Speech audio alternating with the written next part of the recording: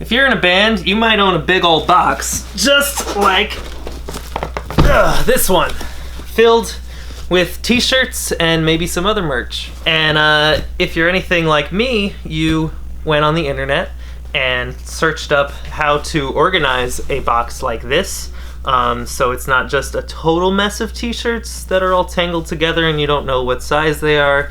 You gotta spend like 10 minutes looking through the box to find one for someone. And you found some information about maybe wrapping it up with tape and putting some information on the tape so that you could see, you could quick pull it out and say, all right, it's a medium and it's black. However, if you're like anyone else in the world, you didn't really do much in 2020, so you weren't really going to sell stuff at a merch table.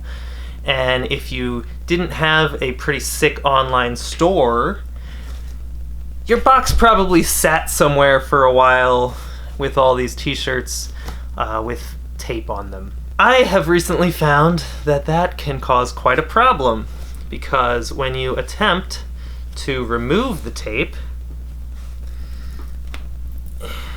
you receive a nice streak of grit on the t-shirt. I don't know how well it's coming out, but that is horrible.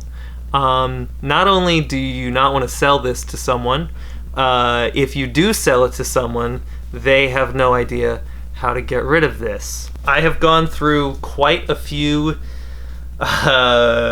links and searches and attempts, and I have finally found a solution that will clean up my shirts so that they are still worth selling to people for any amount of money. And that is what I'm going to share with you today. It's not that big a deal. It will be very time consuming and unpleasant, but in the end you'll have your shirts back instead of a box full of garbage. So if you have left your box of shirts, you might want to go check them out right now. Your tape may have become your worst enemy instead of your best friend. The main ingredient for our path toward clean shirts is Goo Gone. I probably said that and some of you went, yeah, of course. I kind of expected it to work, but didn't really expect it to work. I was very nervous about dumping it onto my clothes here, but it did work out quite well. Let's pick out a shirt here and rip off the tape. You don't have to be too cautious with removing the tape, but you just want the main piece of tape gone.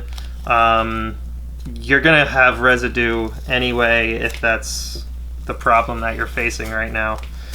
So here is a shirt with the nastiness all along the bottom. Way that I personally rolled the shirts, the outside was just the bottom piece. That's gonna make it a little easier since it's not where the print is. But I don't believe Goo Gone will do anything bad to your print if that is in that area. It's pretty much simple. You might want to do it near a sink, because you're probably going to make a little bit of a mess, but for this practice we will do it on the table, and we're just going to dribble some on. You want to get it on the tape as much as possible. You know, don't get it too far off of it, but it's going to happen. And with it on there, you will take like two ends of your shirt and start like rubbing them together. Preferably two spots in which the tape is making its residue. You can kind of see already that it's a little harder to see now. You can see if I show it a little closer, there's definitely no more residue in the area. There's maybe a little bit of tinting from the residue that happened, but if you keep rubbing for a good little bit, you don't want to rub too hard and ruin the shirt, but you know, just give it a nice rub. It should pretty much fully come out. All right.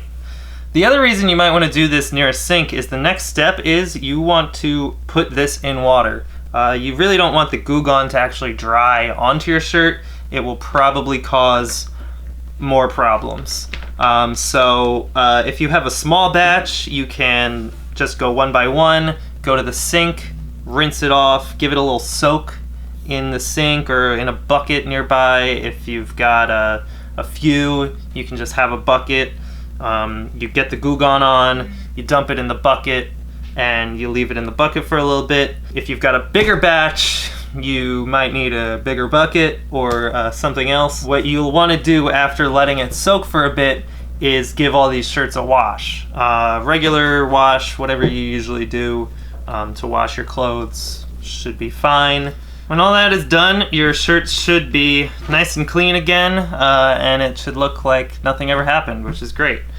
Let me know if this has happened to you. It didn't happen with all of the tape that I used. It seems like it was a specific roll, and I guess it's like if there's a roll that's particularly old and then something happens with it, it gets gross.